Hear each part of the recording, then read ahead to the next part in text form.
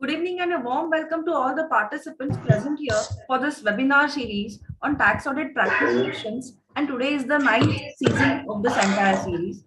This entire significant series covers various aspects so as the professional colleagues can perform their duties much better. I, CA Amruta Kulkarni, Vice Chairperson of the Pune branch of ICI, take this opportunity to welcome you all and also recognize the presence of our Central Council member, CA Dr. Raj Chawla sir, who is the chairman of this Taxation Audit Quality Review Board. I also recognize the presence of our learned faculty, CA Rajendra Agiwal sir, who will be discussing the typical issues in tax audit today. So may I please request our chairperson of the TAQRB, Raj Chawla sir, to welcome the audience with his keynote speech. Good evening, everyone. First of all, I welcome CA Rajendra Ajiwalji, our guest speaker for today's webinar. I also welcome CA Amruta Kulkarni ji, Vice Chairperson in the branch of WIRC. So, my dear fellow colleagues, I welcome you all in our 9th session of the series on webinar on tax audit. Today, we are going to discuss on the topic of typical issues in performing tax audit. As you know that TAQRB break out these series of webinar in guiding the members for enhancing and improving the quality of tax audit.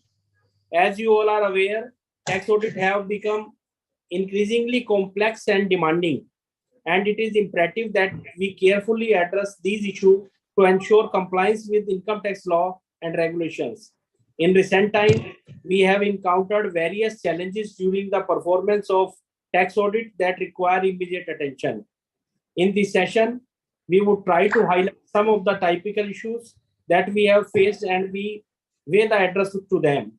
Now I request CA Amruta ji to please take it further. Thank you, sir. To navigate the session further, it is indeed immense pleasure and privilege to welcome our learned faculty for the day, who will be discussing on the most critical topic, and that will definitely go in a long way while we all are performing our duties for the next maybe 2 months. And Rajendra Agiwal sir today will be discussing and sharing his valuable time. Hello. Sir, Sir was my partner in Rajendra Agarwal and Associates in 2008. His core area of practice is direct tax. He was also associated with Ernst & Young and was advisor for the direct tax vertical. Sir is now in his individual capacity looking after the corporate tax matters, domestic tax, international tax, and transfer pricing, mainly focusing on the litigation before appellate forum. He is also a life member of the Pune Chartered Accountants Society, Bombay Chartered Accountants Society, Chamber of Tax Consultants, Western Maharashtra Tax Association of Tax Practitioners. He was secretary of the Pune Income Tax Appellate Tribunal Bar Association for the year 17-18. Currently, he is on managing committee of the Pune IT-80 Bar Association. He was also the managing committee member of the Pune branch of ICI for the term 2007 to 2010. During the period, he was also the treasurer in the year 2007-8. He was awarded R.T. Doshi Foundation Award for article written on taxation of charitable trust in the year 2008, which was published by the PCAs. He has contributed several articles on the topic of professional interest published on IT-80 Online, Tax Sutra, ICI Journal, and the list goes on and on. Sir is a prolific speaker and an eminent faculty when it comes to topics on direct taxation. He has actively participated in all conferences, refresher courses, and also led as a group discussion leader. He has also been a visiting faculty in most prominent institutions in the Western Maharashtra, to name a few: Nes Wadia College, ILS Law College, BMCC, LK Phatak Institute. Sir was also the president of Lions India, Pune Ganesh Khen. With this brief introduction, I welcome CA Rajendra Agiwal sir for taking the session ahead and discuss more about the typical issues in tax audit. Over to you, sir. Thank you so much. Thank you, Amrita ma'am. Good evening to all of you. Good evening to Chawla Saab, Dharmesh Sinha ji, and committee members of the ICI. I first of all thank you the committee chairman and vice chairman, and of course my Pune team that giving me the opportunity to share my knowledge and experience on the tax audit. And this is, in fact, sharing experience is nothing but a learning kind of thing, which enriches our knowledge, speakers' knowledge as well, along with the delegates. Because unless and until we are asked to look into the issues, we are not aware that there is some issue. So only when we take up for the preparation, then many new things also come to our mind, and that is certainly healthy practice for all of us. With this brief comments, let me turn to my subject regarding the tax audit. I was told by Chitale Saab that clause by clause analysis has already been done, and therefore I need not to go by clause. On the contrary, I was told to deal with the typical issues regarding some clauses of the common interest and all that, considering the litigation scenario. And as such, I am going to deal with the typical issues. I will not refer to any particular clause, which clause number of the 3CD, etc. But I am sure the issues which I have selected are certainly forming part of the reporting under the 3CD. And accordingly, I would like to present my views on the topic. I have also prepared a short note, which I'm trying to share on the screen. If it is visible, then just let me know.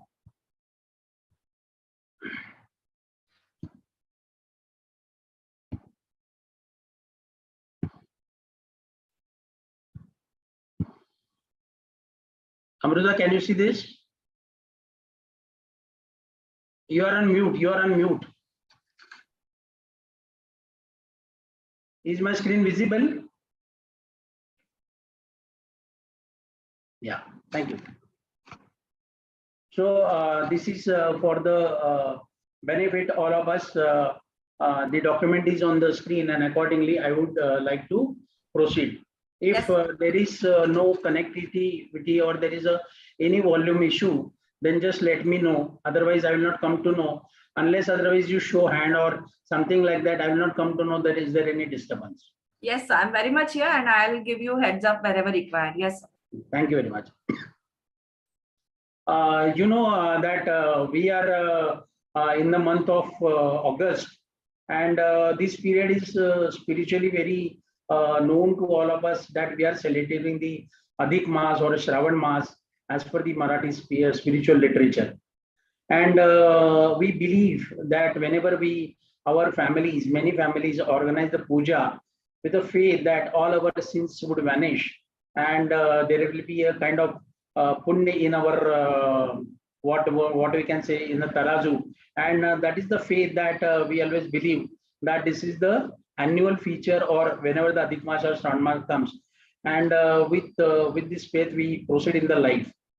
Whenever the month of after filing the returns for non-audit cases, month of July passes, and when we enter the month of August or September, and then the fever of tax audit get spread, and there are multiple seminars and webinars and study circle meetings are arranged annually on this tax audit issue.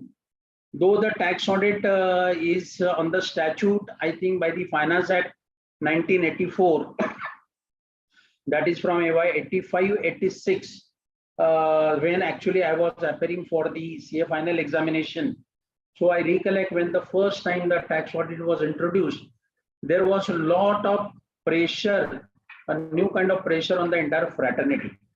The people, I mean the students or the professional fraternity were used to stop that the certification or the particulars to be furnished in form number 3CD are so difficult and are so onerous that the if the members do not exercise the due diligence, then the members may be exposed to the disciplinary action. This kind of the this thing, the scenario at that time when the provision was first introduced by the Finance Act 1984 in the probably AY 85-86. Initially, when we started the practice, I think hardly there were 14 to 20 clauses in the form number 3CD. A very limited kind of information was asked. And I recollect the objective of the tax audit that to save the time of the AO and to make the ready-made information available as a tool in the hands of the department or the assessing officer to make the information available for the purpose of assessment of income. And probably the department can save their voluminous time, which are spending on the other issues, and the quality assessments can be made. Actually, that was the intention to bring this provision on the statute. However, as the time passes, the forms are getting changed every 2 years. As I said earlier, that in the initial period, there were hardly 14 to 20 clauses. Today, we are facing the 44, 43 clauses, including information on the GST and etc. etc. Earlier, the information was restricted only to the one head of income, that is a profits and gains of business or profession. But now the forms ask us to give the details of the receipt under which are taxable by virtue of section 56, subsection 6, 7, 10, etc. And virtually income from other sources issue is also covered. Then chapter 6A deductions are also covered. So the scope of the tax audit is increasing day by day. Naturally, it is putting a lot of pressure on the resources in the office of the professional or chartered accountants, brothers and sisters, and we have to collate a lot of details from the books of accounts and present in the appropriate form with the dual objective, that is to minimize our risk as a professional when we are certifying the information, and at the same time the assessee's interest should also be protected. Not only that, the department collection and department interest is also supposed to be protected, because we have to act as the judicially, and neither we can take the side of the assessee nor the side of the department, and thus the independent judicial analysis of the information is very much required. And from that perspective, there is a lot of pressure on the fraternity as such, with the limitations that we do also have a limited staff or the skilled staff, and our clients may not also have the skilled staff or expertise to make the information available.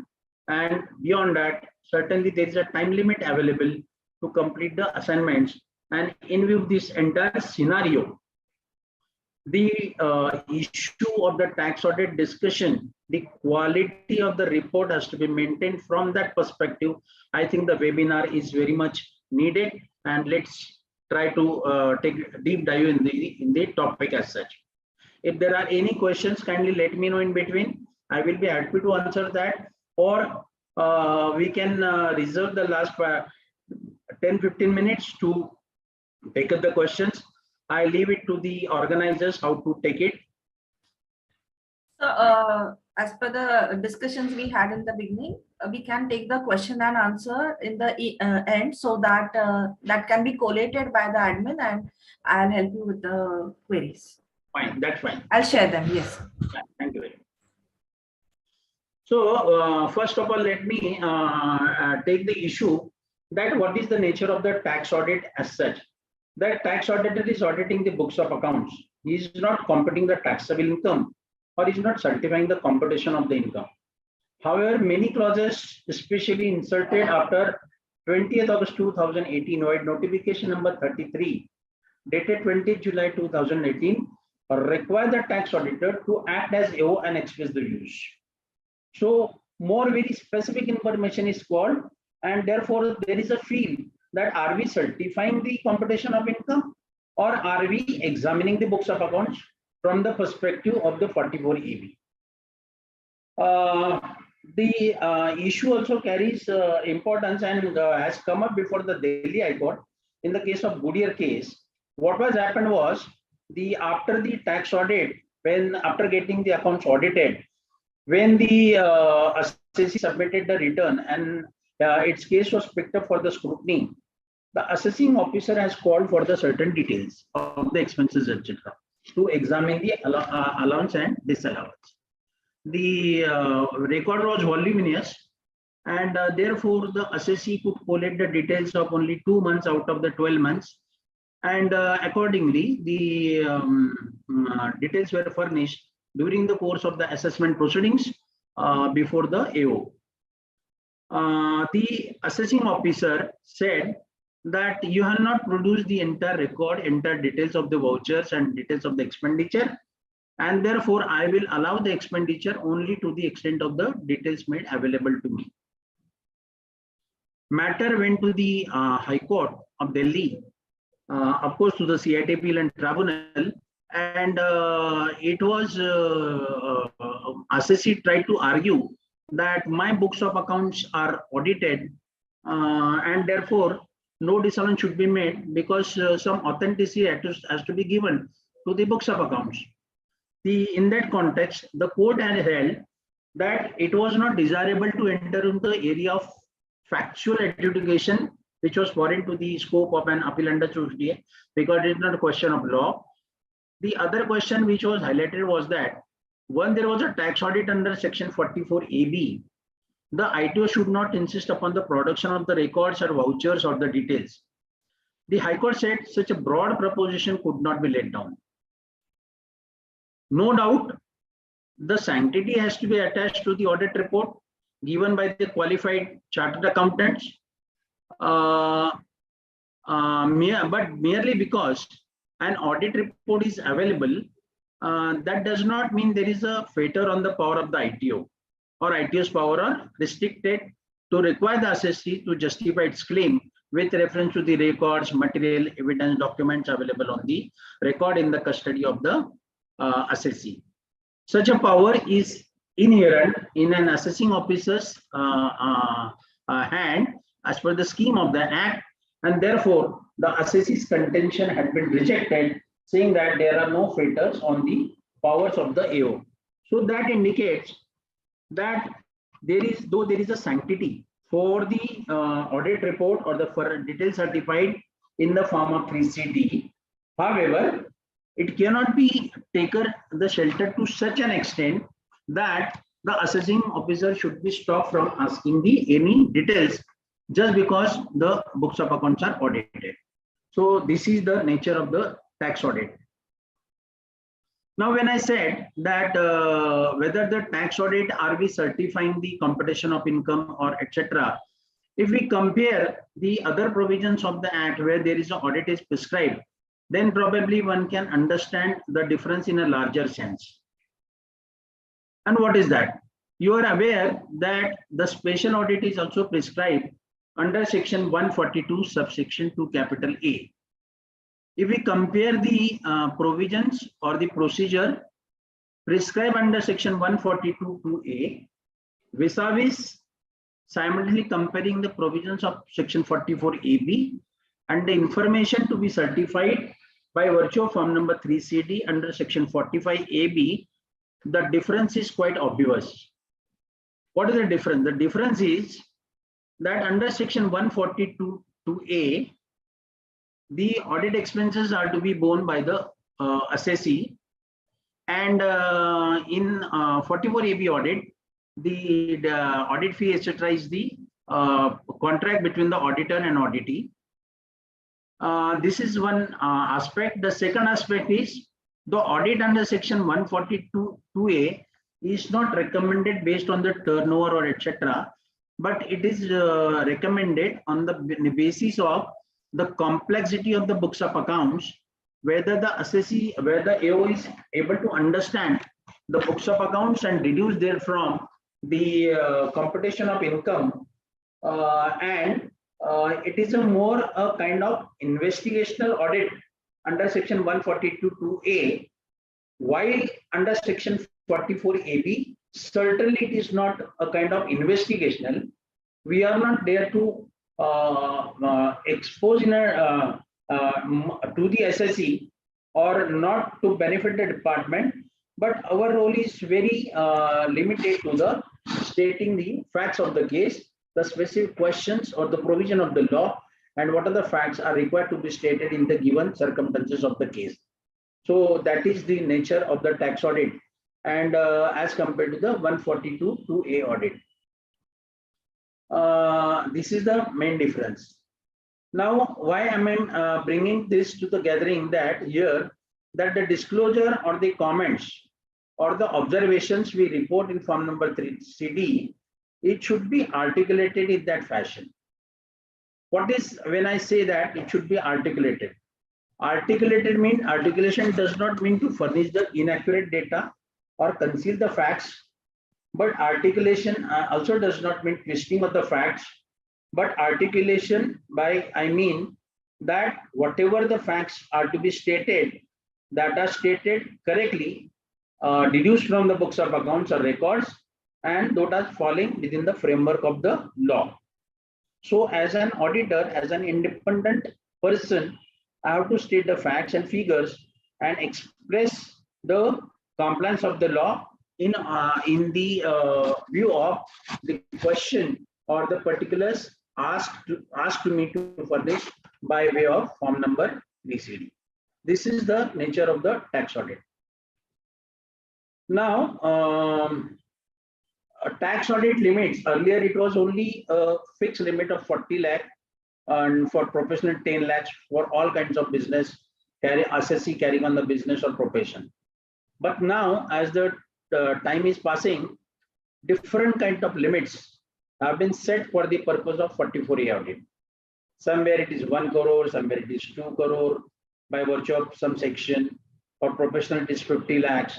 So different kind of limits have been set in the statute for the purpose of tax audit, getting the tax audit to be done.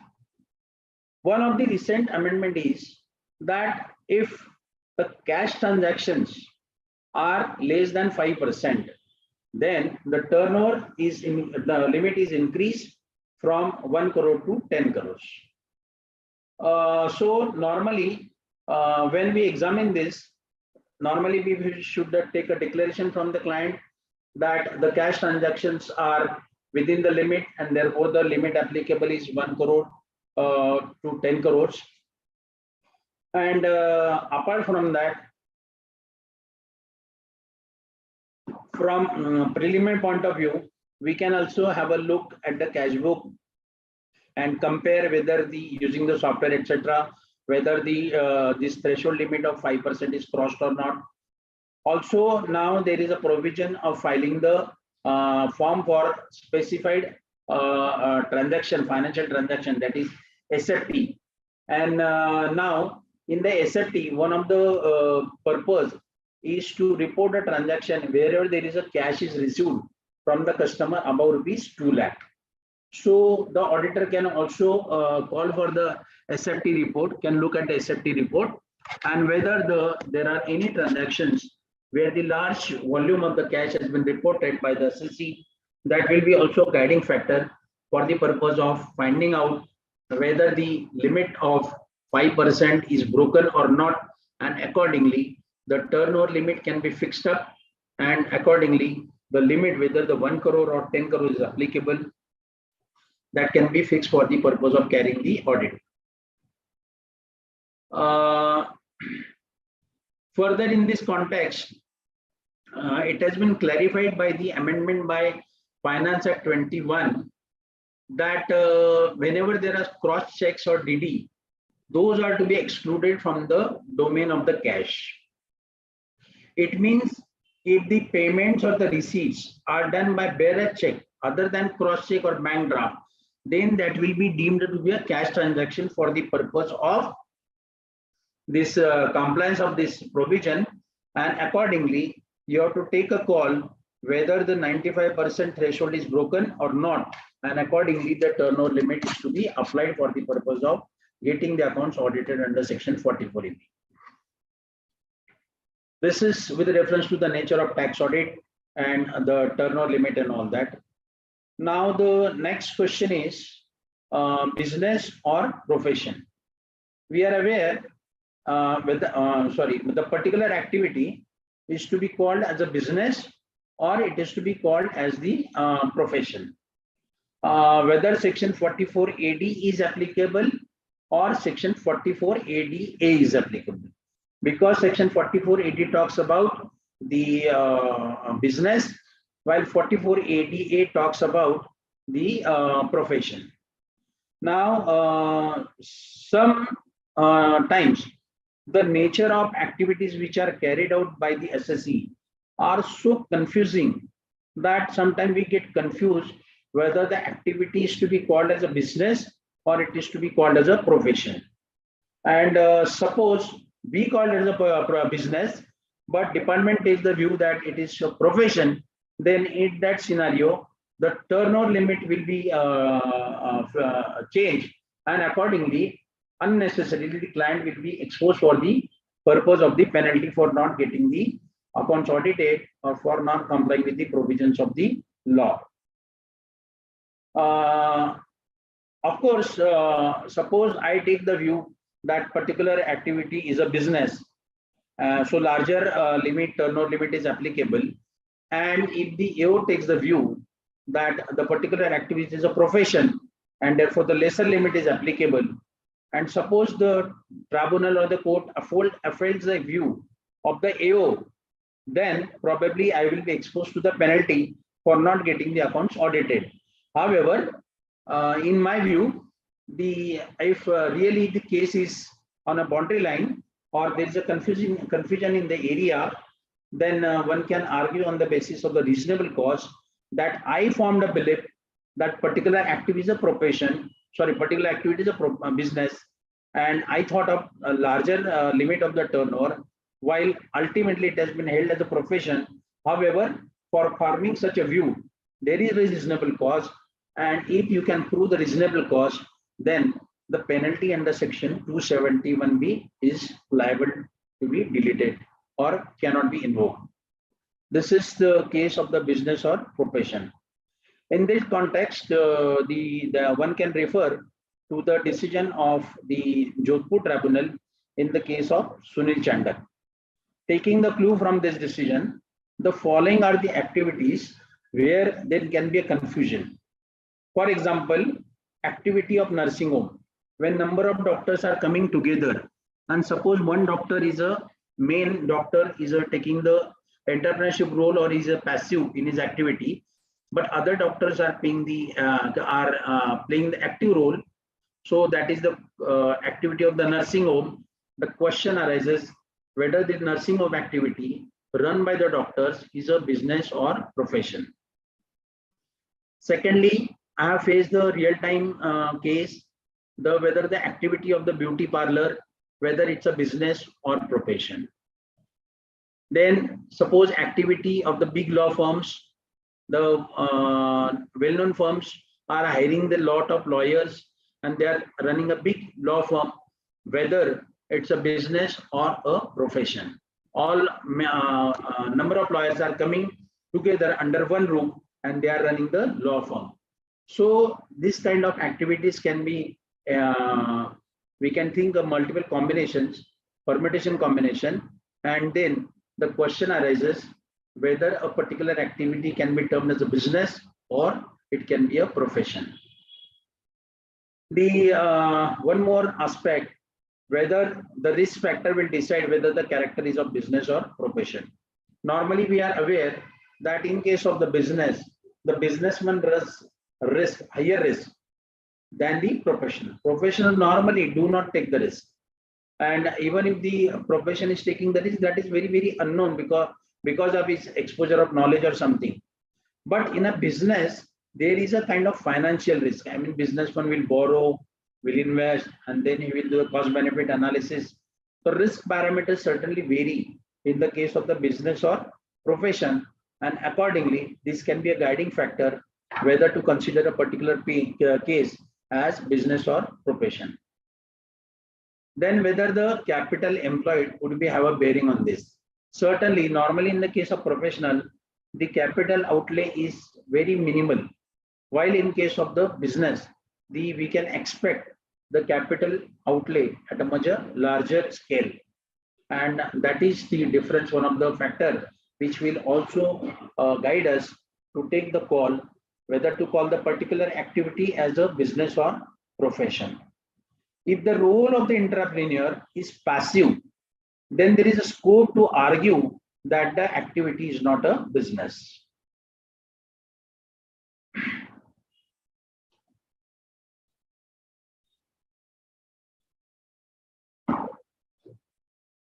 There are certain professions which are already specified under section 44AA of the Act, which are called the specified profession.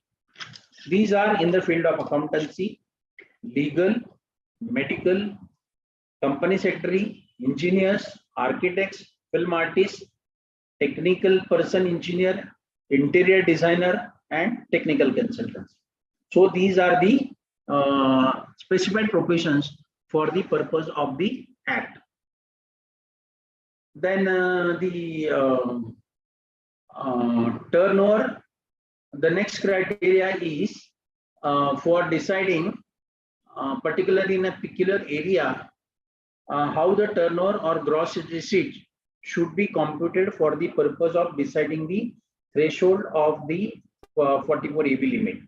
And those transactions are in the nature of shares, securities, and derivatives. Again, this is the more litigated issue. Many taxpayers face the problems while uploading the return, and the return is treated as defective by the CPC, and adjustment is done, holding that in your case the tax audit is required and you have not got the accounts audited, and therefore your return is defective or you are exposed to the penalty. In light of this, let us look at some of the guidance note and certain decisions what they have held. What is the kind of how they identify the speculative transactions? The transactions which are settled without delivery and the differences are squared off, those are called as the speculative transaction. As per the ICAI guidelines note, differences whether positive or negative to be aggregated and then compare with the threshold prescribed under section 44A. Here, even though the transactions are settled on differences, the contract notes are issued at a full value. That is the problem. And therefore, the department takes a view that we will take the turnover as stated in the contract notes.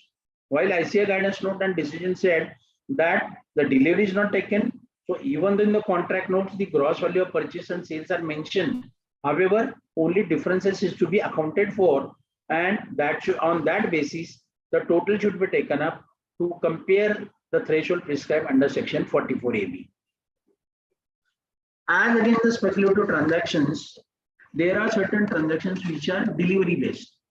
I mean, where the deliveries are taken in case of stock, shares, and derivatives. If the commodity is held as a stock in trade, then as against the investment, then the sales value is to be taken as a sales or turnover for the purpose of the tax audit. Then derivatives, future, and options. For this purpose, the following be considered for the turnover: total favorable and unfavorable differences, premium received on sale of options, difference in respect of reverse trade, etc. These are to be considered for the purpose of computing the turnover in respect of derivatives, future, and options. In this context, I would like to draw your attention to the Mumbai Tribunal decision in case of Gromor Exports, reported in 78 ITD, page number 95. The question come up in this case that in case of the speculative transaction or something where the delivery has not been taken, how the turnover is to be computed for the purpose of the computing the 44AB limit. I'm just reading what has been held by the court. The tribunal has held that in general the turnover is meant to be the sale proceeds of the goods sold. In other words, commercially, it would mean that the amount of money turned over or drawn in a business in a given time. Since the term turnover is not specifically defined in the Act, nor specifically for the purpose of section 44AB, its meaning should be taken as commercially and commonly understood by layman.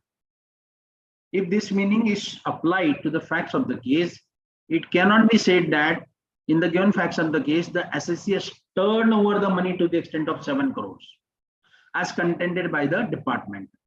The balance sheet of the company is only of worth of 34 lakh and almost all the funds are blocked in the fixed assets. Its net current assets are worth only of 52,000 rupees. Thus, it had no liquid funds or working capital which could be turned over to the extent of 7 crores. This is commercial and factual aspect of the matter, and the facts of obtaining in such case, it can be held that there was no turnover at all posted by the company. Tribunal further said, the Sale of Goods Act specifically includes stocks and shares in the meaning of the term goods.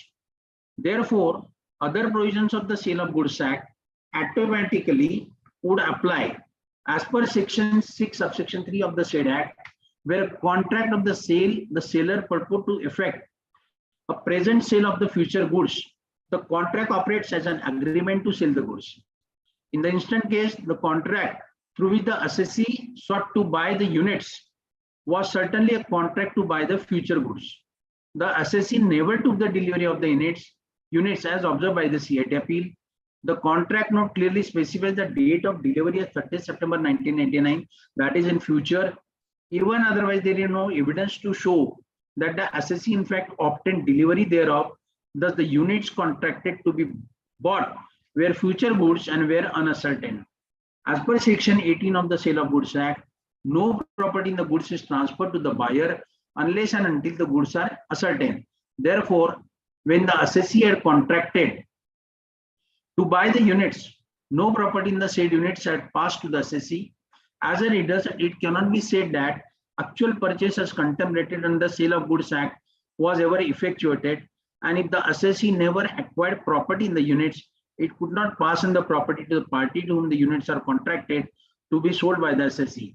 In the ultimate result, therefore, there was no sale of the assessee, and where there was no sale, there was no question of receiving the sale proceeds by the assessee, which in commercial sense would be described as either sales or turnover. Thus, in the legal sense, there was no turnover effected by the assessee. The transaction of buying and selling the unit was speculative transaction. No delivery has taken place.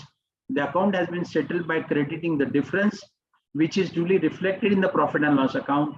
No other activity has been carried out by the assessee.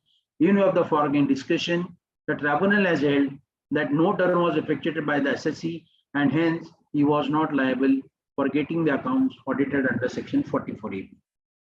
So this was the decision of the Mumbai Tribunal, which clearly supports that despite of the fact that the contract note carries the full value, but in substance, the delivery was never taken, and therefore the settling the differences and then compute the turnover is the correct method. Then next important point is section 44AB provides for the audit of accounts and not audit of books of accounts. A very minor but very critical difference. For this purpose, one can refer to the decision of the Pune ITAT SMC bench in case of S.G. Agarwal. What it says that accounts will be, according to me, the accounts will be wider connotation than books of accounts.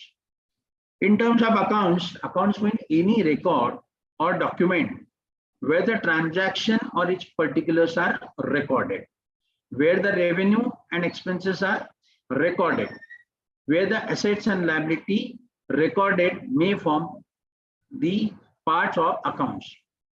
It can be said that non-maintenance of books of account is not an excuse to non-applicability of section 44AB so long as some sort of accounts are maintained.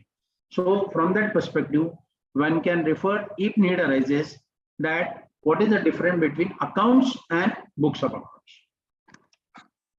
Of course, the difference is very thin and one should not take this in a routine manner. But if at all the occasion arises, there is some guidance available to distinguish between two terms, accounts and books of accounts. Similarly, while certifying the form number 3CD, etc., if the assessee has certain foreign branches, what to do? Our institute guidance says that we can rely upon the work of the another auditor, and we can consider the details certified by the branch auditors or other auditor, and accordingly the report can be furnished.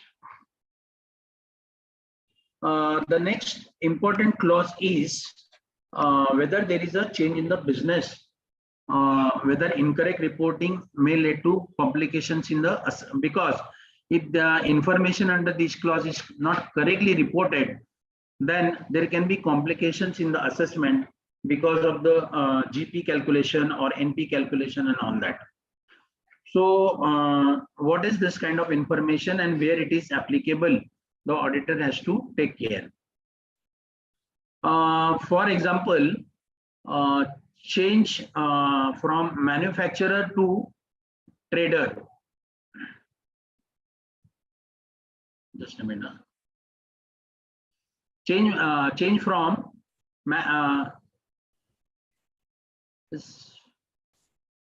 manufacturer to trader is regarded as a change in the business, or whether there is a change in principal line of business, whether the change from wholesale to retail trade and vice versa, or change from full-fledged manufacturing to job work and vice versa, an addition to a particular line of the business.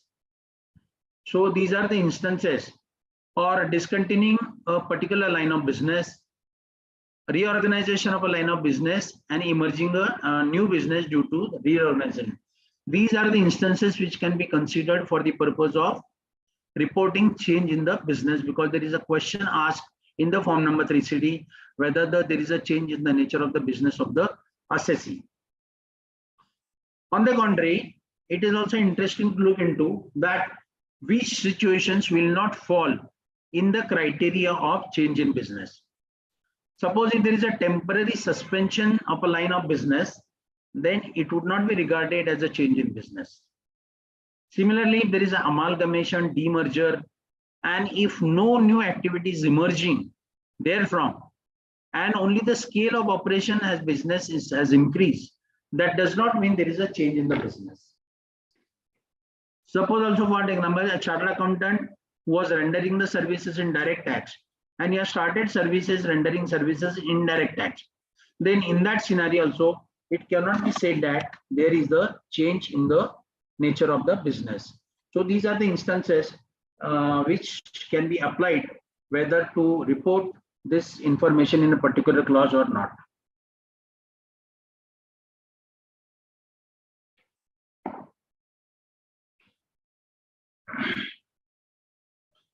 Amrita? Yes, sir. I don't know whether are we only 5 there? I can see only 5 participants. So should we continue? No, sir. Participants are there. They are sharing their queries as well. It's just that we are not the co-hosts, so we cannot see the participants. Okay, fine. Yeah. They are very much there. Yes, sir. Otherwise, there will be still a penalty to you only to listen me for 2 hours. No, sir, but I am there, and we are not the co-hosts, so we cannot see them. Okay.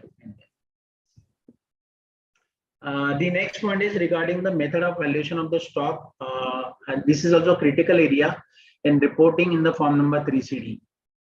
This is the area where maybe because of the pressure of finalizing the audit, and especially if the client is not supported by the skilled staff or experienced staff, and collating the details for other reporting of the clauses in form number 3CD are consuming our healthy time and crucial time of our audit staff in collating the details, and therefore the closing stock area, which is a very crucial area to arrive at the financial position of the client, that sometimes may remain neglected. Therefore, I feel that one should not take it very lightly, and we need to take the due care while certifying the figure of the stock or while accepting the figure of stock placed in the balance sheet in the profit and loss account. The stock valuation complexity revolves around because of the certain method of the valuation of the stock.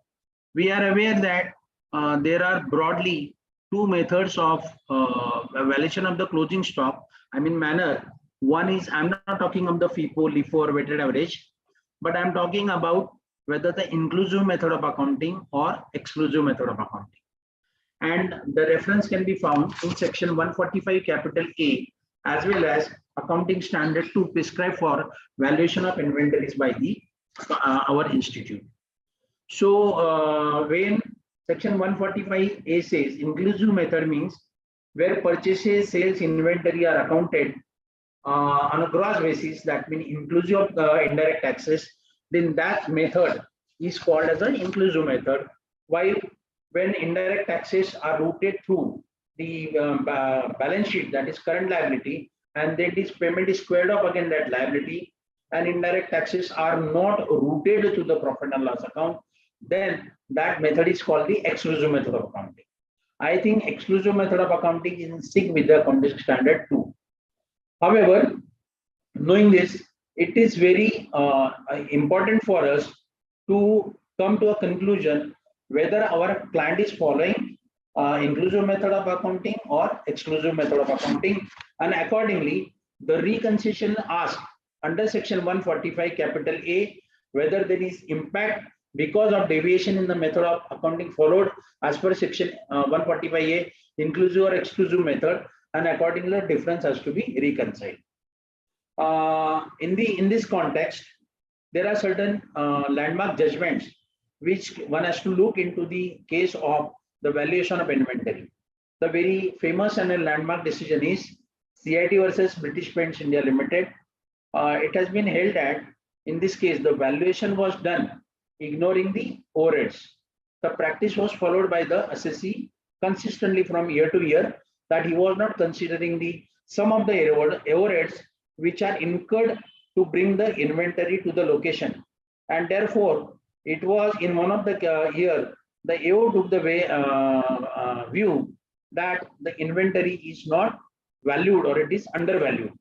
The matter went to the High Court, and it has been held that the method though followed consistently, but it was not a correct method, because to exclude the overhead which are necessary to consider the unit price for the purpose of valuation of the stock, it can't be ignored, and therefore the valuation method followed by the assessee is not correct, and accordingly it was rejected. You are aware that the valuation of the stock is having the spiral impact. Spiral impact means this year's closing stock will become the opening stock of next year. Next year closing stock will become the opening stock of third year, and so on. So there is a spiral impact. So if in 1 year the valuation is changed, then obviously it is going to affect the subsequent year as well. This is the position regarding the stock valuation. Though the Supreme Court in a very landmark judgment in the case of Chandul Sampatram, it has been held that valuation of the stock is not a source of income. Nobody can say, though the valuation of stock is important to arrive at the figure of the profit, but per se, valuation of the stock cannot be considered as a source of income. And from that perspective, to argue the cases whenever there is some fault with the valuation of the stock, certainly this decision can come to defend the addition, and therefore I thought that it should be bring to the notice of the gathering. Then the issues are also coming up regarding the valuation of the stock, absolute stock. It should be supported by the evidence. If there is an absolute stock and you are undervaluing it because of the cost price or the market price is low, because it is absolute or slow moving or not moving, then it should be supported by the evidence. Then the authorities do not have any hesitation in accepting the valuation of stock. For that purpose, one can rely upon the decision of Alpha Lawal in the case of 295 ATR 451. I believe it's a Supreme Court decision. Then there is a Rajasthan High Court decision 316 ITR. Then the Delhi High Court decision in case of Reliance Electronics. Normally, this problem arises in the case of electronic goods or semiconductors, etc. And for that purpose, the valuation of the obsolete stock in the balance sheet is an important issue where the tax auditor has to pay the attention, because it is certainly going to affect the taxable income of the assessee. The next point is whether the assessee valued the stock base price quoted on the foreign stock exchange, and the assessee has not considered the domestic market prices. So whether the assessee was justified in ignoring the domestic prices and adopting the foreign stock exchange prices for valuation of the stock. The tribunal or the High Court has held that no, assessee cannot ignore the domestic prices data and directly going to the foreign stock exchange prices just because it is beneficial to the assessee, and therefore that method was rejected by the High Court. And now the technical team has given us an update that there are more than 2,200 participants, those who have joined in for this live webinar. Sir. Very good. Thank you, madam. Nice to hear that. It will certainly boost my confidence. Thank you. So this was regarding the stock valuation. Then again, the litigation many times arises in the assessment proceedings where the maintenance of the stock record is again a crucial point, and this fact should be clearly reported in the tax audit.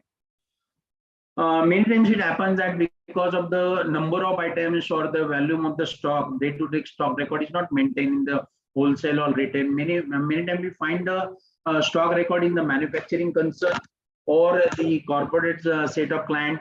As far as the routine clients are concerned, wholesaler, retailers, or traders who deals in a very small item number of items, it's very difficult to find the up-to-date stock record or even the stock record. So many times this question come up in the assessment, and AO makes the addition, and then it leads to the litigation. The courts have held that just because the stock register is not maintained or stock record is not maintained, that cannot be the ground for rejection of the books of accounts. If AO wants to harp upon non-maintenance of the stock record and he wants to reject the books of accounts for not maintaining the stock record, then AO is duty bound to point out certain discrepancy in the books of account, that is in purchase and sales, etc. If he is accepting my purchases, he is accepting my sales, there is no discrepancies found out in the debtors balances, creditors balances, or in the indirect tax record, indirect tax assessment, etc. Because if stock record is not maintained, there is some golgafla in this kind of thing, then it will also obviously reflect in my indirect tax assessment.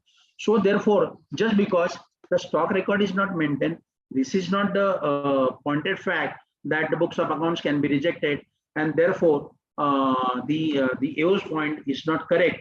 That has been held by the Delhi High Court in the case of 325 ITR 95. There could be several decisions on this point. Now the next question is, in case of the builders and promoters, there is always litigation on one point, whether the assessee should follow the percentage completion method or completed contract method for revenue recognition. Because now we are supposed to report on ICDS, etc. From that perspective, this point is also very important while carrying out the tax audit. This is always a litigative area, and quite from the old days, though there is a ICI guidance note on AS9 and AS7, the old controversy whether the promoters and builders, whether they should follow AS9 or AS7. The number of judicial precedents are available holding that the consistent method need to be followed. AS7 is applicable to the contractors, while AS9 is applicable to the promoters and builders. Despite of this, in many assessments, we see that in case of the promoters and builders, the AO or the department took the stand that AS7 guidance, AS7 is applicable. Apart from that, there is a guidance note on revenue recognition in case of promoters builders on a percentage completion method, particularly if the project is very large and project is getting spread over the number of years. In that scenario, the question gets very significance to report the profit and compute the taxable income. I have cited a number of decisions on this. First of all, it is accepted by all the courts that the A7 is not applicable to the promoters and builders. It is applicable to the civil contractors, and promoters, builders definitely are not falling in the criteria of the contractors. Beyond that, it says if at all A7 is applied to the promoters, builders, then it borrows the principle from AS9. That is the thing. And again, there is a formula is given whether including the land cost, 25% cost is incurred. And then if the threshold of 25% is crossed of the total estimated cost, then the percentage method can be applied. Practically, I have came across the cases where because of the COVID-19, the builders which were following the percentage completion method because of the fear or to avoid the branch from the under the fear of the assessment, and there will be endless litigation. But in COVID, the many projects were held up and there was no sale. So percentage completion method absolutely dragged them in the lot of problems. And therefore, it can be said that the promoters builders are not governed by A7, but more the principle of AS9 for revenue recognition will apply. And the courts are consistently holding that both the methods are right, percentage completion as well as project completion. And therefore, the consistent view has to be taken. If the assessee is declaring the profit based on project completion method, then that should not be suddenly disturbed in one of the assessment years, because that will disturb the whole cycle. Because my assessments are taken up 2 years later on. By that time, I have offered the sale of the next year, offered the profit of the next year, and therefore, if the AO is changing my method in the past years, when my earlier years assessment are picked up, then that will disturb my declared income in the subsequent years, and the whole cycle will get disturbed. In view of this, the courts are taking the view that consistent method has to be given the importance, and both the methods are correct, and even AS9 is also correct for the case of promoters and builders. This is a case of Aditya Builders, Bombay High Court, then Rema Country Holding, Karnataka High Court, and several other decisions. On the principle of consistency, there is a famous decision of Radha Swami Satsang case and Gopal Purohit case of Bombay High Court, where they have held that the consistency has to be seen unless there is some peculiar the method itself is wrong. Otherwise, consistency principle has to be followed. This is regarding the revenue recognition vis-a-vis AS9 and AS7. Important clause for reporting for the purpose of tax audit. At the same time, in the context, I also want to point out the recent amendment in section 43CB of the Act. In light of the discussion and the controversy, and for reporting for the clauses under method of accounting and revenue recognition, one has to consider the amendment brought in by way of insertion of section 43CB by the Finance Act 2018. Finance Act 2018, which is applicable from AY 17 and 18. For the benefit of the participants, I have extracted here and below the text of section 43CB, what it provides for. It says the computation of income from construction and service contracts. The profits and gains arising from the construction contract or a contract for providing services shall be determined on the basis of percentage completion method in accordance with the income computation and disclosure standards notified under section 2 of section 145. Provided that the profits and gains arising from a contract for providing services with a duration of not more than 90 days shall be determined on the basis of the project completion method, or involving indeterminate number of the acts over a specific period of time shall be determined on the straight line method. For the purposes of this percentage completion method, the project completion method or straight line method referred to in subsection 1, the contract revenue shall include the retention money, and contract cost shall not include or shall not be reduced by any incidental income in the nature of interest, dividend, and capital gains. So this is the recently introduced section from AY 17-18. However, I feel that after insertion of this section 43 CB also, the cases on promoters and builders which are governed by AS 9 should remain intact and should not be disturbed, because still this is the section 43 CB. It is applicable to the construction contracts or contract for providing services.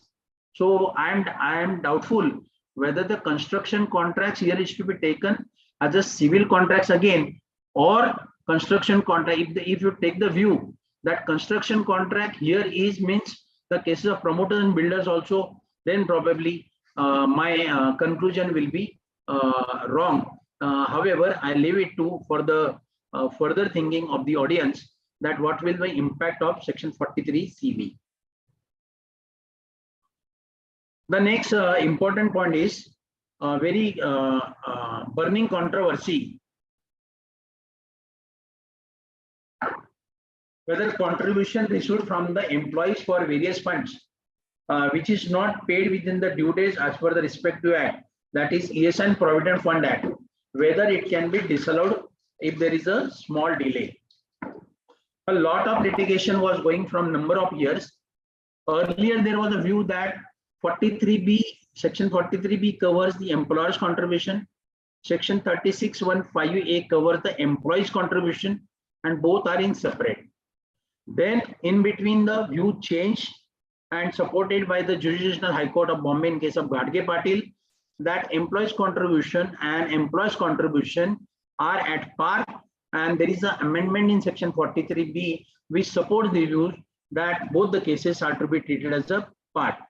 And it was held that in the case of Allied Motors and Alarm Extrusion, that the amendment in section 43B is a curative amendment, and therefore that will apply retrospectively, and accordingly the employee's contribution and employee's contribution were brought at par, meaning thereby is employee's contribution is not paid as per the due date of that act, but it is paid before filing the return of income under section 139 subsection 1, then it should be allowed.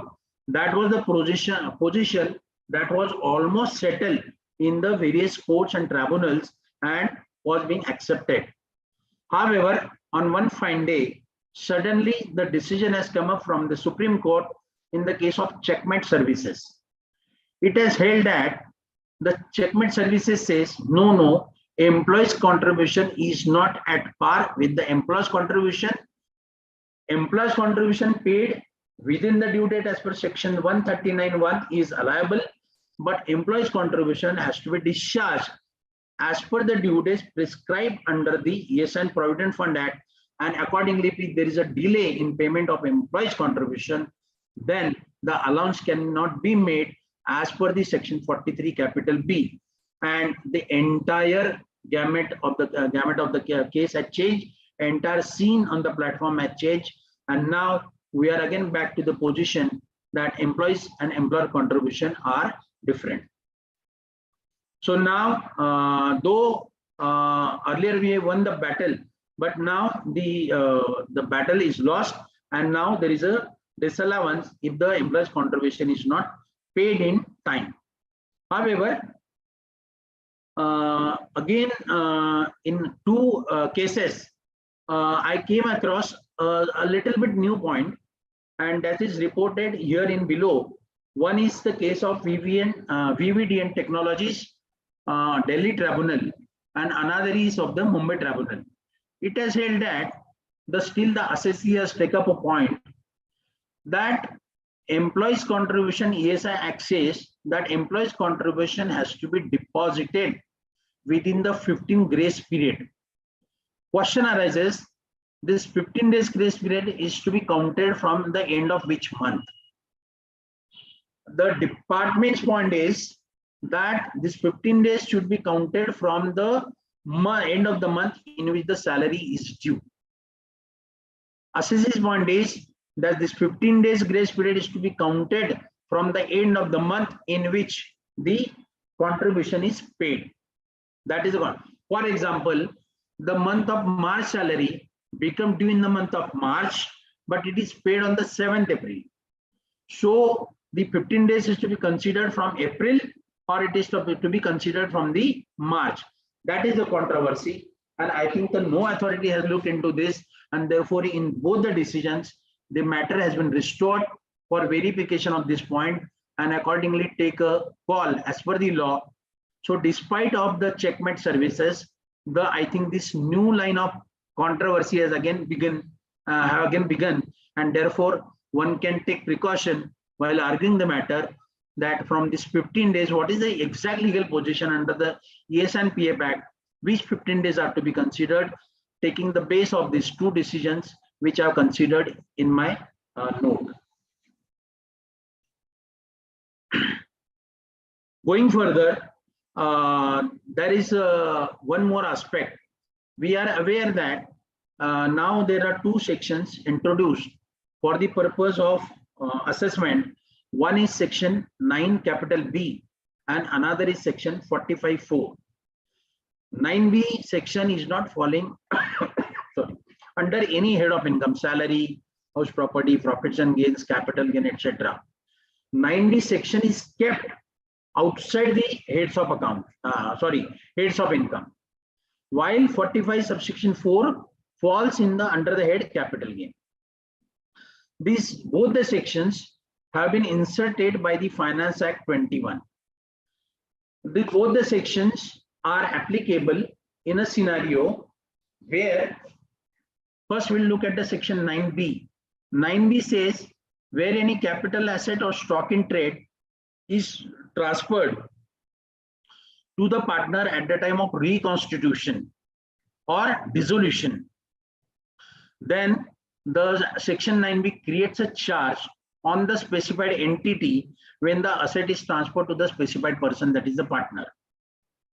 This is what section 9B. Section 45(4) says the charge will be created at the time of reconstitution when money or capital asset is transferred by the specified entity to the specified person. So right now, we are not concerned with, for our discussion, today's discussion, we are not concerned with the 45(4) because 45(4) is talking about the head capital gain. There is no question of transferring the stock in trade. However, when we come to section 9 capital B, it says when the capital asset or stock in trade is transferred from the specified entity to the specified person, then depending on whether the capital asset is transferred or stock in trade is transferred, the income will be charged either under the head capital gain or under the head profits and gains of business or profession. Now my point is, if suppose 9B is getting attracted for stock in trade to compute the head under the PGBP, and if such amount is considered only for the purpose of computation of income and not credited to the profit and loss account, because it is a computation mechanism, charging mechanism, and therefore there is a possibility that the figure resulting in section 9B may not have find place in profit and loss account, and therefore whether any reporting for such figure is required in form number 3CD. That such and such profit is not credited to the profit and loss account, because we are aware there is one clause which says that any item of income in the nature of income which is not credited to the profit and loss account, other income, capital, subsidy, whatever it may be, there is one, I think clause 16 or something like that. So if that is getting attracted by operation of section 9 capital B, then the tax auditor has to take care whether his report requires a disclosure by virtue of operation of section 9B. This is the point which I want to make, because this figure may not find, I am for the sake of remembering, I am repeating this, that the calculation as per section 9B, when the stock is transferred, may not appear in the books of accounts and directly considered in the computation, and whether this reporting is required in the form number 3CD is the matter to be considered by the tax auditor.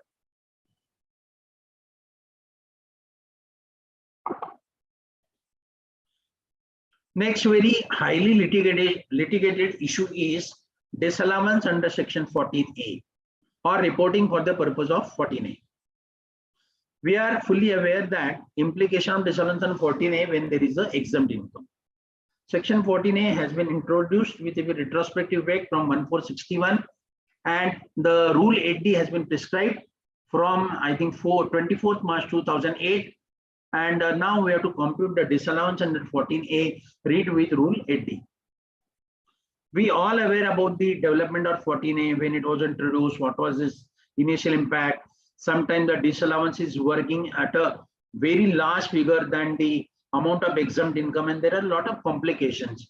And therefore, we are all aware of that controversy. And also we are aware that if at all there is no exempt income, whether any disallowance is to be called for at all, or if there is no exempt income, then disallowance is not getting attracted at all. So we all are aware about that controversy. However, for the purpose of discussion, I have picked up the peculiar case. What has happened in one case, that there was a share of loss from the partnership firm. So there was no disallowance, because had there been share of profit, then obviously the 14A disallowance may come into the picture. But since there is a share of loss, and if the loss is from the exempt source, then I don't take the benefit of that. So therefore there was a share of loss. The question arose whether section 14A disallowance is attracted in this case. Assessee has not made it in disallowance. Assessee said that he has incurred the loss. It is a share of loss, and therefore 14A disallowance is not getting attracted. The AO said nothing doing, even if there is a share of loss, 14A disallowance gets attracted because 14A talks about the exempt income.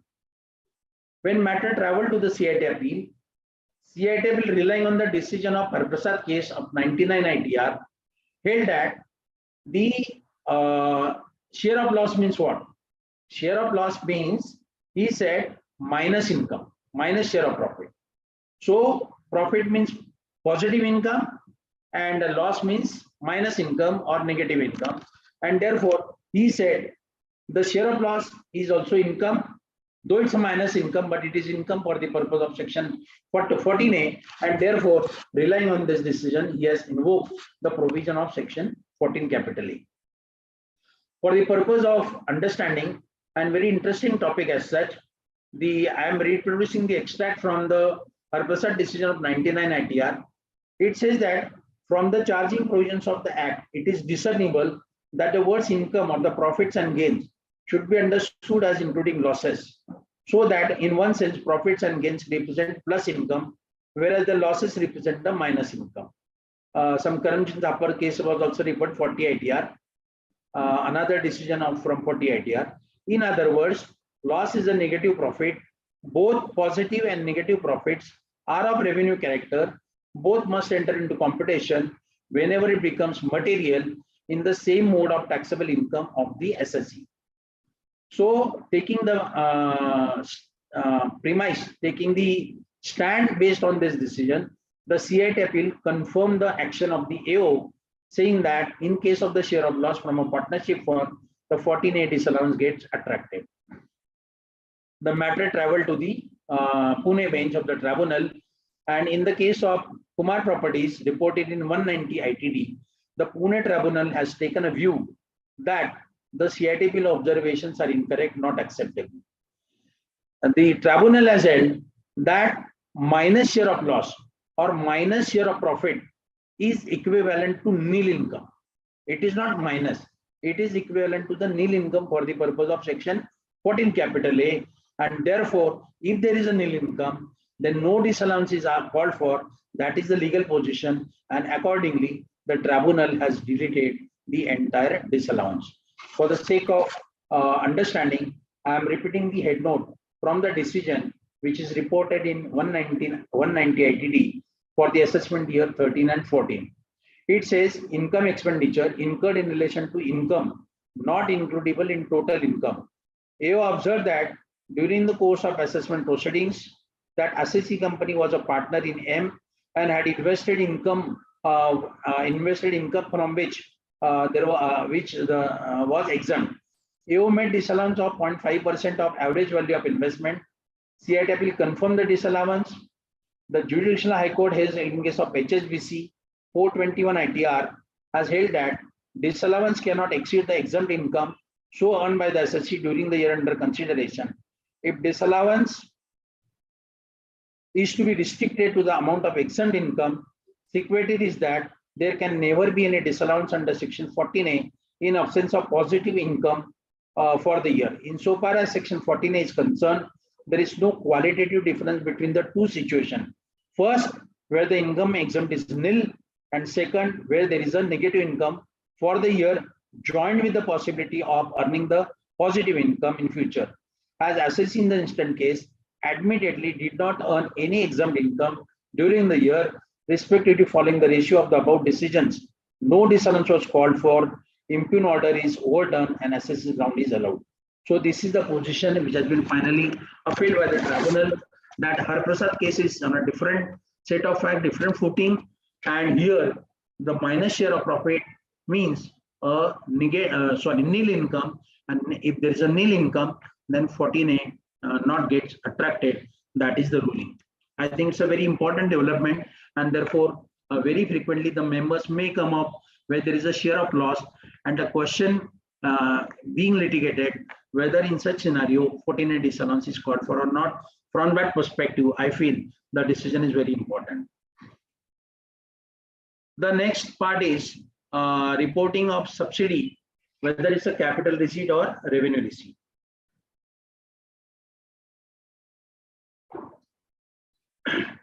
In the many decisions, we have come across this issue, whether subsidy is a capital receipt or revenue receipt.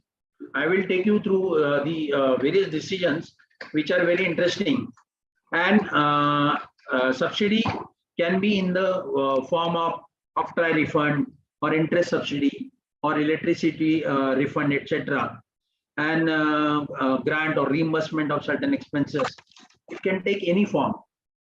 And therefore, many times the question comes up whether the subsidy is a revenue receipt or a capital receipt. And that is one of the important points while reporting under section in form number 3CD. By and large, the courts have gone, including Supreme Court, they have gone on the premise that what is the object of the subsidy? What is the scheme of the subsidy? Whether that scheme, what it says, whether it is for supporting the setup of the industry or what, then according to the object of the subsidy scheme, the courts are taking the view whether it's a capital receipt or subsidy revenue receipt. The very famous decisions are PJ Chemicals 210 ITR, very old decision, Koni Sugar Chemicals, Reliance Industries, Sahni Steel, Meghalaya Steel, all are mostly of the Supreme Court, and few of them are from our Judicial High Court also, which have laid down that whether the subsidy is a capital receipt or revenue receipt is to be looked considering the what is the object of the scheme and what is the object of giving the subsidy. There is a very latest decision of the Pune Tribunal in the case of Hyundai Construction, which has also held that the subsidy is a capital receipt. However, having noted that there are so many precedents available from the Supreme Court, some of the important developments in this regard are very important. First of all, I want to bring to the notice the amendment in section 224, subclause 18. It says that assistance in the form of subsidy or grant or cash incentive or duty drawback or waiver, concession or reimbursement by whatever name called by the central government or state government or any authority or body or agency in cash or in kind to the assessee other than a subsidy or the grant or reimbursement which is taken into account for determination of actual cost of the asset in accordance with the provisions of explanation 10 to section 43(1), which talks about the determination of the cost of the asset, or the subsidy or a grant by the central government for the purpose of corpus of the trust or institution established by the central government or a state government, as the case may be. So this is the amendment brought in section 224 clause 18. This amendment was not there when there was a decision from the Supreme Court in case of PJ Chemicals or San Steel, etc. This is the latest development, I think, from 2015. So now grant or subsidy with the certain exceptions have been included in the definition of section 224 itself, where it is stated as an income. However, it calls out the position where the explanation, as per explanation 10 of section 43, the cost is made for meeting the cost of a particular asset, then that cost of acquisition of the asset is to be reduced by the amount of subsidy or grant or reimbursement, and accordingly the cost of acquisition of the asset will be reduced. It will affect my depreciation, and accordingly the depreciation will be granted. This is the combined reading of section 2 subsection 24 clause 18 as well as explanation 10 to section 43.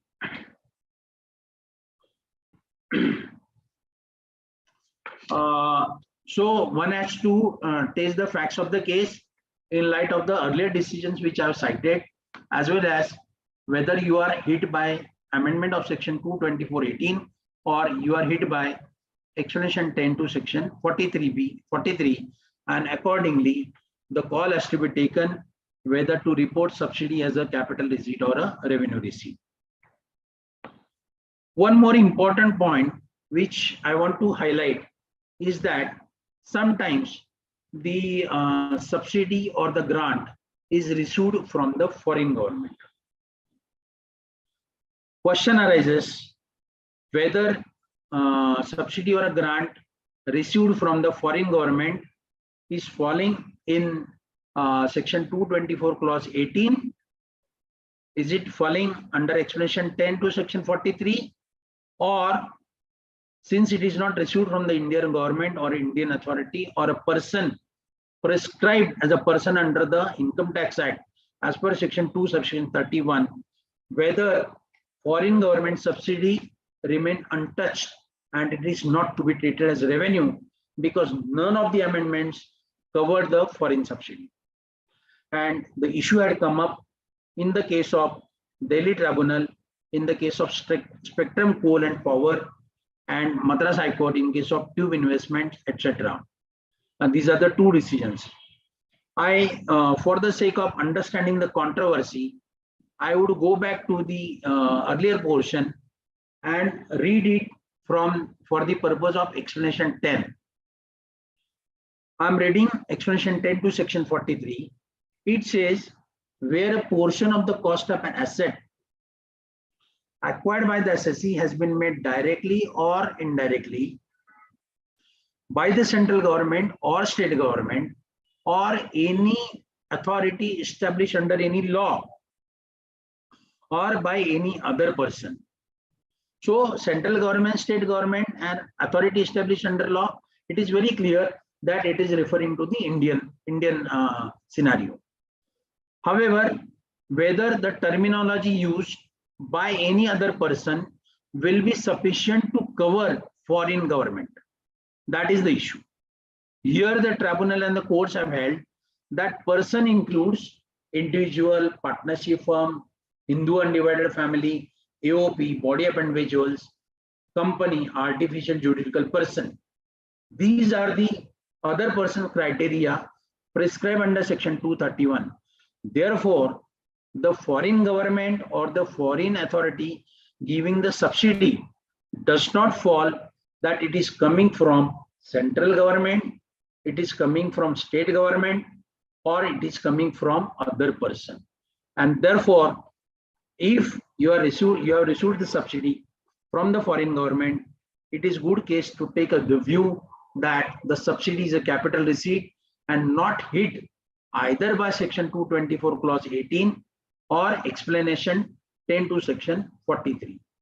This is what the case says, and for that support, the support can be had from the case of Spectrum Coal, which is direct decision on this. In case of Tube Investment, that issue is not directly there, but however, there was also a subsidy received from the Dutch government from Netherlands, and that was held as a capital receipt.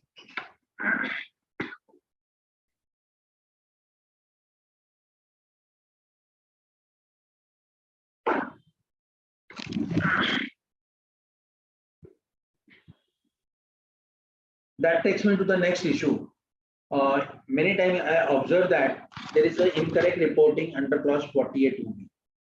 48(2)(b) talks about the payment to the specified person or a relative. What is specified person? Which relatives are covered?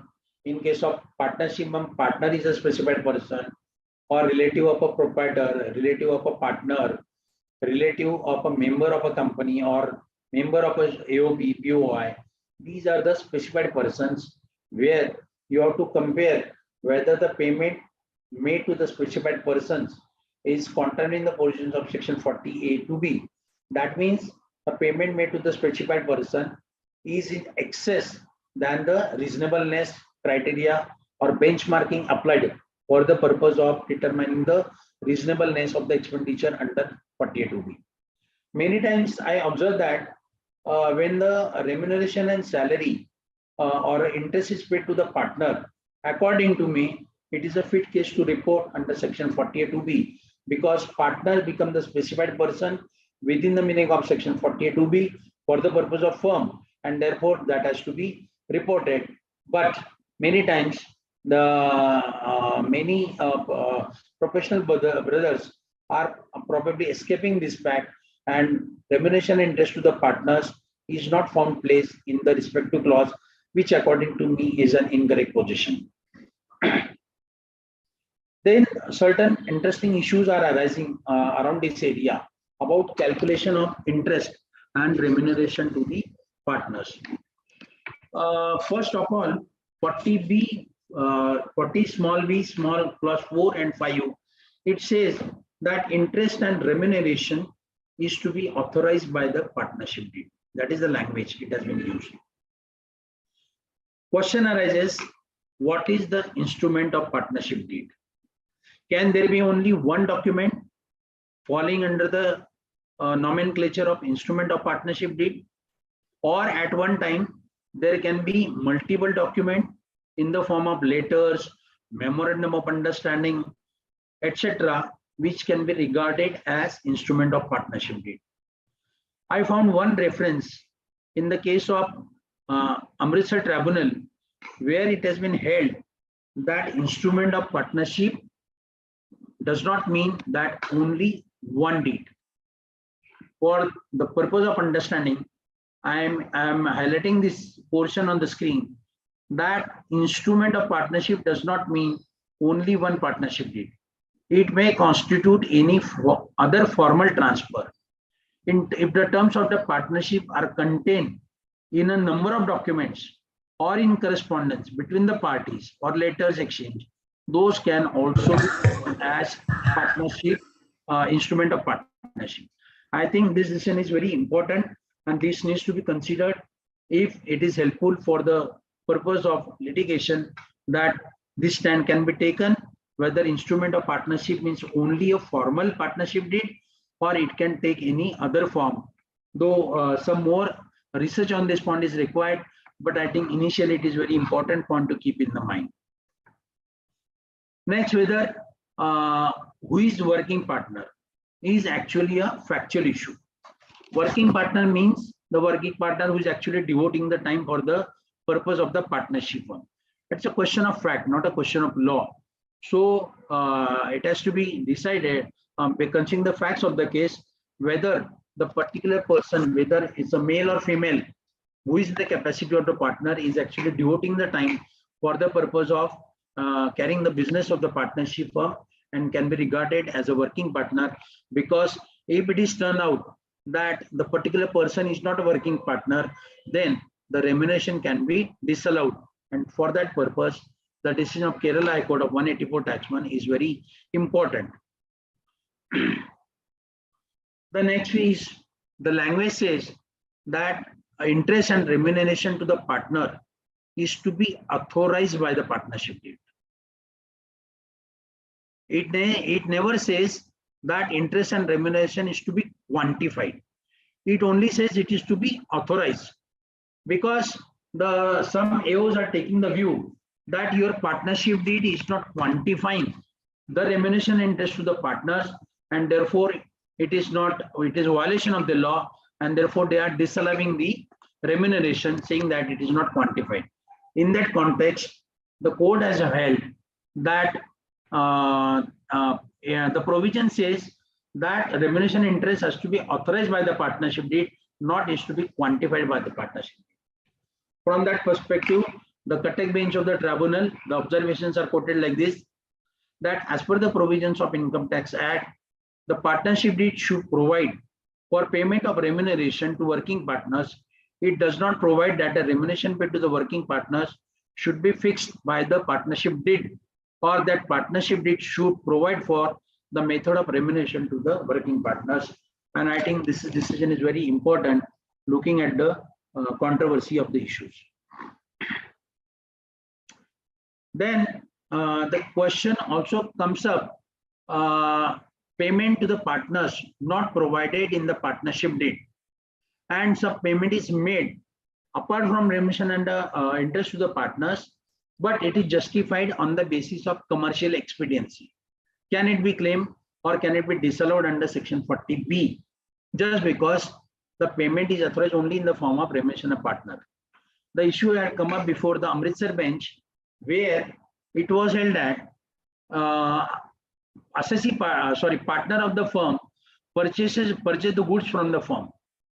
Firm was allowing 10% discount to the other customers if there is a good amount of the quantity of purchases.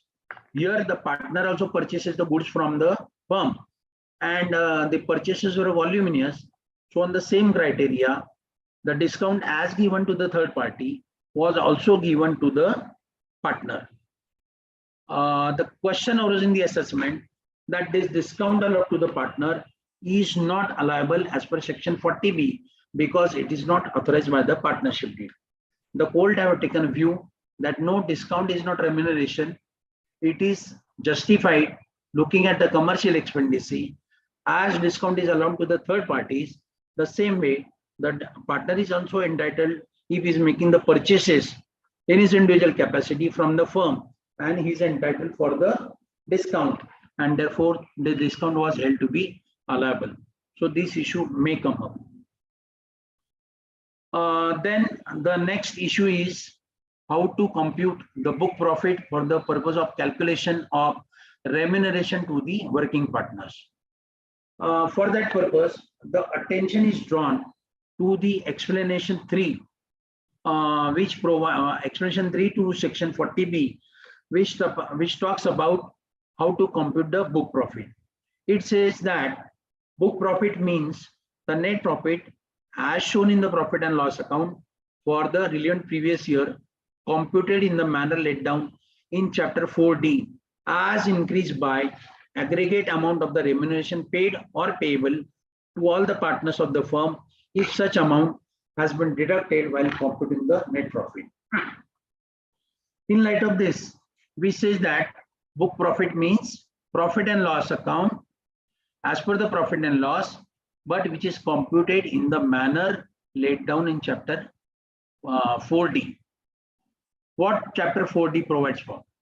Chapter 4D provides for computation under the head profits and gains of business or profession. It talks about starting from section 28, which defines what is included in the profits of the business, and then it says section 29, which talks about the various allowances and disallowances from section 30 to 43D.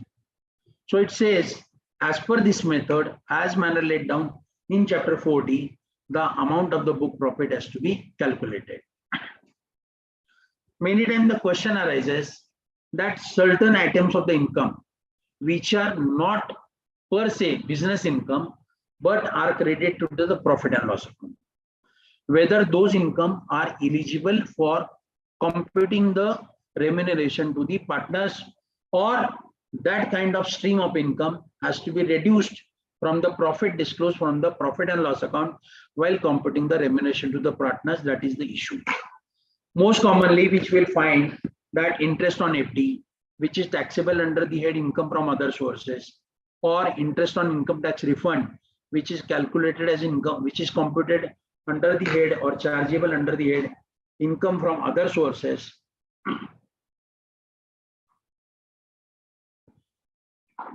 These are the items of the income.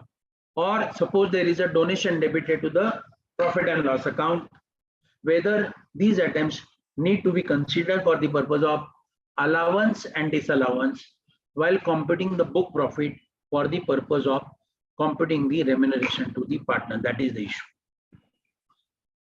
My view is it is better to exclude these receipts or stream of income while computing the profits and gains of business or profession to avoid the unnecessary litigation if these amounts are not very material. However, if the amounts are material, at least for income side, you have the contrary view, which supports that even though item is taxable under the head income from other sources, but if are credited to the profit and loss account of the business, then it can be considered for the purpose of computation of salary for the partners.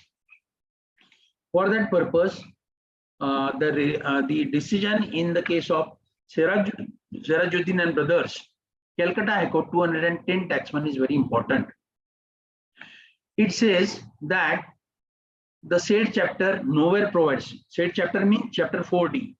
Chapter 4D nowhere provides that method of accounting for the purpose of ascertaining net profit should be the only income from business alone and not from the other sources. Section 29 provides how the income from profits and gains of business or profession should be computed, and this has to be done as provided under section 3243D. By virtue of section 5 of the said act, the total income of any previous year includes all the incomes from whatever source derived. Thus, for the purpose of section 40B5, read with explanation there cannot be separate method of there cannot be separate method of accounting for ascertaining the net profit or book profit of the business. The said section nowhere provides, as rightly pointed out by Mr. Ketan, that is counsel for the SSC, that the net profit as shown in the profit and loss account, not the profit computed under the head profits and gains of business or profession. So maybe it may not be a profits computed under the head profits and gains of business, but it should require only a manner of computation, and it talks about only the item of income. So because for expenses there is no question of computation under the income from other sources. The computation under income from other sources will arise only for the purpose of particular stream of income, that is interest on FD or interest on income tax refund. So at least these items are safeguarded by the decision of this Calcutta High Court. However, if there is a donation, etc., debited to profit and loss account, I think this decision will not support, and donation, etc., has to be added back for the purpose of computing the salary and remuneration to the partner. For the purpose of benefit and discussion, I have restricted the wording of section 29. It says that income referred to in section 28 shall be computed in accordance with the provisions contained in section 32, section 43D, and accordingly the allowance and disallowance is to be computed. Taking ahead some of the points on remuneration and interest to the partners, the issue is also coming up whether the interest on capital is to be computed on the opening balance or a closing balance or day-to-day balance of the capital amount. The issue had come up before the Hyderabad bench, and it has been held that it's better to compute the interest on capital on the closing balance, because in the business the profit cannot be said to accrue on day-to-day basis. Profit accrues only at the end of the year, which is credited to the capital account, and maybe withdrawals may be against the profit or not against the profit. However, it is better to compute the interest on capital on the closing balance rather than computing the interest on the opening balance. And for that purpose, the decision of 92 ITD can be relied upon. One more important issue, whether interest on capital can be considered after considering the revaluation credited to the capital account. Now there is a burning section 9B and 45(4), which I already referred. Because of that, and the decision of the Mansukh Bhai's case, now the revaluation strategy may not be very common as it was in the earlier days. However, if at all there is a revaluation of asset and revaluation is credited to the partner's capital account, and because of that, if the partner's capital account is going to increase, the question arises whether interest on capital is to be computed after considering the revaluation profit credited to capital account, or should be computed before taking the balance into account before revaluation of such asset. So the courts have held that if the revaluation amount is credited to the partner's capital, then that capital balance can be considered for the purpose of the computation of interest on capital, and that there is no flaw in the considering the said capital balance, and interest on the capital accordingly can be computed and can be allowed under section 40B 5 or 4, whatever. I think, friends, it's already 7:45. Amruta, Yes, so I think I have come to an end of my presentation. Yes, sir. You are the best judge to give the feedback to whether I met the expectations of the delegates or not. I tried my best, and once again, thank you to the Institute, Tax Quality Review Board or Tax Audit Quality Review Board and Pune branch, Shekhar Chidle sir, Chawla sahab, and all that for giving me the opportunity to sharing my knowledge. I'm handing over the mic to you for question answer, if at all I need to clarify something. Yes, sir. We have got few questions. With your permission, can I read them out for you? Yes, sure. What is the audit procedure to be followed to verify if TDS is not deducted on specific amount of expenses? I mean, where the client has voluminous transactions. For voluminous transaction, there cannot be, there is no any procedure prescribed by way of rules or issue guidance, etc. I think it's a professional risk. You can only apply the test check basis. At least you can look at the amounts which are material, and if you look at a particular account of the service provider or the recipient, you will find in the, suppose even if you examine the account for 6 months, etc., you will come to the pattern that assessee is aware where to deduct the tax and where not to deduct them. If you are finding that the percentage of errors is quite high or the omissions are quite high, then I think you have to extend, or you have to at least give a disclaimer that there are certain instances where tax has not been deducted, or otherwise there are instances on take basis where you are not finding any failure as such. So it's I think the professional call, but it's not from the TDS returns or that, or even on an aggregate basis. Suppose if you take the total of the credit side of the supplier, and suppose the rate of tax applicable is 2%. I think on an average, if you apply the 2% of the credit side, you will come to know the figure of TDS required and what is the ultimate TDS deducted. So, and nowadays, there are software where the tally software can be converted into Excel, and you can get the columnar position of the ledger extract. And I think it's not difficult. On an aggregate basis, one can easily compare the total credit lying in the supplier or vendor's account and whether rate of 1%, 2%, 10%, 5% is applicable. And I think accordingly, if there is a huge gap, that 2% figure comes to 2 lakh, and if the TDS is coming on 1 lakh, then obviously there is a cases that there is a omission and provision is not complied with. Thank you, sir. Yet another question, specifically with respect to the primary agricultural cooperative credit societies. The member wishes to know that they are accepting the various types of deposits like saving, recurring and term deposits from its members. So is section 269 SS applicable to them? Subsequently, they also want to know that they also provide KCC loans to their members, and the members repay their loan in cash exceeding rupees 20,000. So again, is section 269 SS applicable to them in case of acceptance of cash from members in the nature of repayment of loan given to the members? Right. Let me look at the section.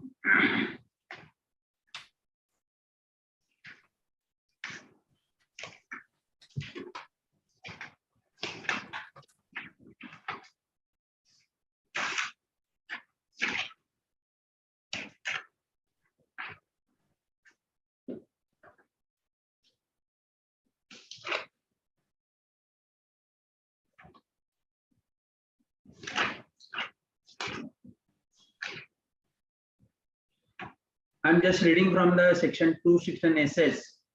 Mode of taking or accepting certain loans, deposits, and specified sum.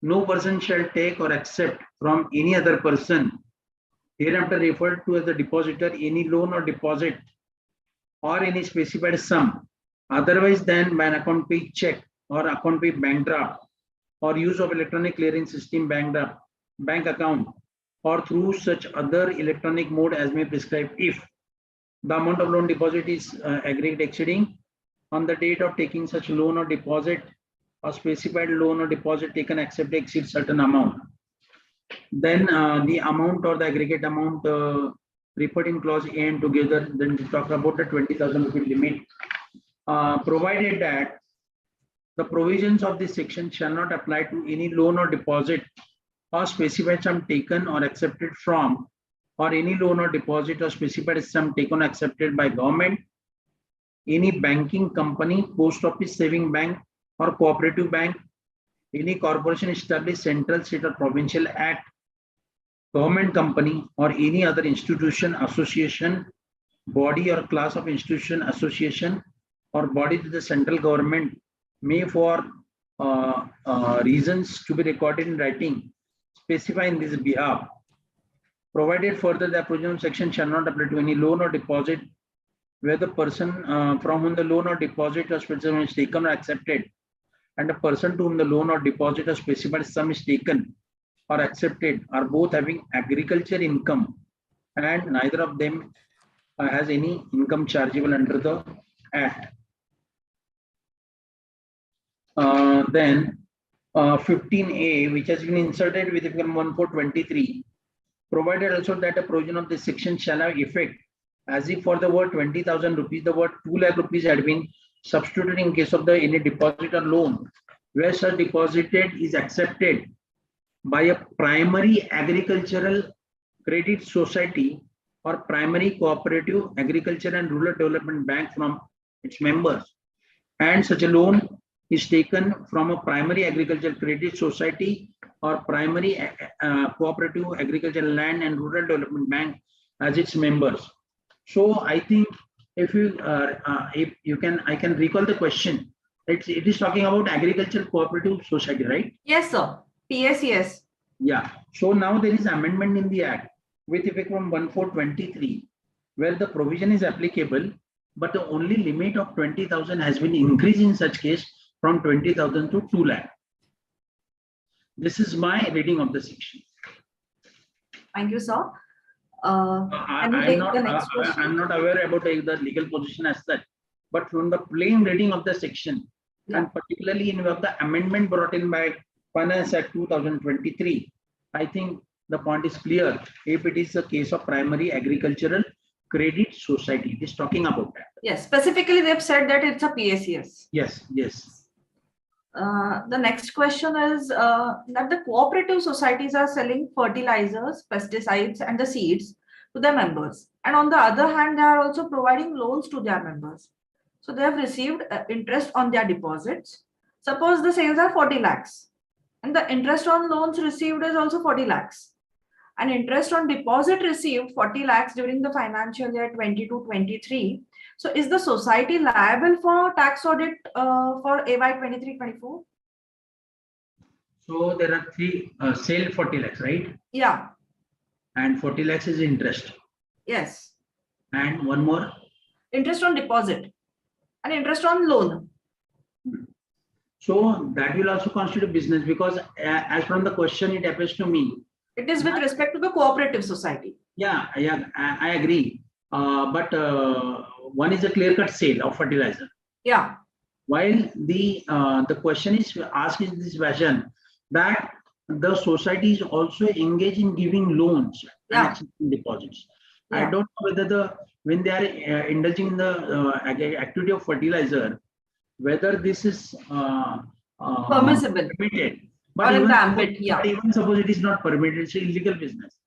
But if it is constituting as a income from business of the society, because there is no bar to earn the illegal income. So even if the activity is not permitted by the rest of cooperative societies or by the memorandum on article, but if the society is said to be carrying on the business of giving loans and deposits, and that interest income will also constitute as income from business, then I think 40 plus 40 plus 40, that is exceeding 1 crore. So according to me, the tax audit is applicable. The next question is with respect to the medical practitioner professional. The member wants to know that his client, who is a medical practicing professional, has professional receipts of 38 lakhs. As per section 48 ADA, he has to disclose 50% profits, and the profits are less than that. Books needs to be audited. So he wants to know that if the profits is less than 50%, do TDS provisions apply? And according to this, if the receipt is less than 50 lakhs, do he need to deduct TDS? I think according to me, yes, because it says the TDS provisions are applicable if 44 AB is applicable. And as per this, if the property is not disclosed, then 44 AB will come to the picture. 44, I think 44 AD subsection 4. And by any means, if the 44 AB is stepping into the shoes or getting invoked, then I think the because the TDS provision only says the person to whom the tax audit is applicable, or audit on 44 AB is applicable, then he has to comply with the TDS provision. So according to me, it should be applicable. Okay. In case of a proprietorship and a partnership firm, the turnover is more than 2 crores, but less than 10 CR. So in this case, cash portion is less than 5%. So is tax audit applicable even if profit is less than 6% or 8%? Here, this issue is very, in this particular season, this issue is flashed by many professionals. See, first of all, when you are complying with the 95% condition, that means cash is less than 5%. So your turnover limit is getting increased from 1 crore to 10 crores. Right? Now, in your case, what in the query's case, what is the turnover limit? 2 crores. Sorry, what is the turnover? 2 crores. Yeah, but less than 10 CR. Yeah, it is more than 1 crore. So as per normal provisions, he is to get a accounts audited. However, he is complying with the 95% threshold of cash receipts. So the turnover is substituted by 10 crores. Okay. So in this case, even if he does not offer the profit as per presumptive taxation, he should not get the accounts audited, because the turnover itself is limit is 10 crores, which is applicable, and he's not violating that. Had it been a case that the turnover limit is crossed and the profit is not declared as per the presumptive taxation, then, but here, even if he is not declaring the profit as presumptive taxation, as per normal provision of the act itself, his turnover less than 10 crores. So according to me, he is not liable to get the accounts. Okay, sir. Can we take last 2 questions? Just a minute. Yes, sir. I think I have marked this situation. I'll just read. It is in the taxman's book I'm reading. It is page number 12.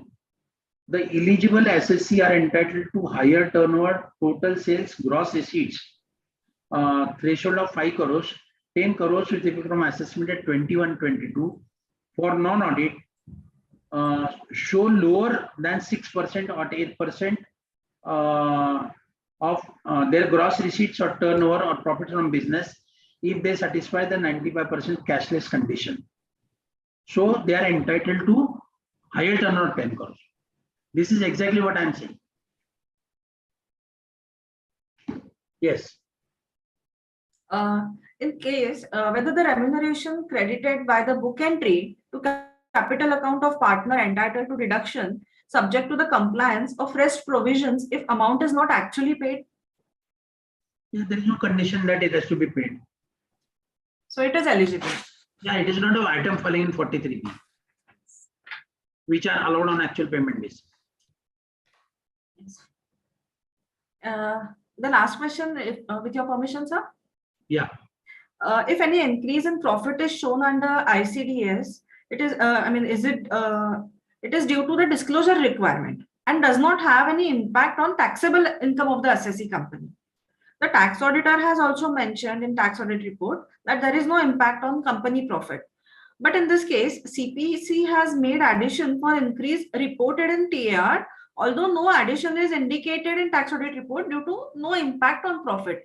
So what is to be done in this situation, sir? Only appeal can be filed. Okay. Okay, sir. And the intimation appeal has to be filed. Because it's a question of merit. An appellate authority will look into whether really it is impacting the competition or not. Merely filing 154 application or revising the return or filing the rectification application may not support. And if particularly the amount is material significant, then appeal is the only advisable course. So I have covered all the questions by the participants in the chat box. Subsequently, I would also like to make a mention to all the participants that sir has very recently co-authored ICI publication on technical guide to virtual IT-80 proceedings. So sir, we seek your good time and convenience for the upcoming session on this topic as well.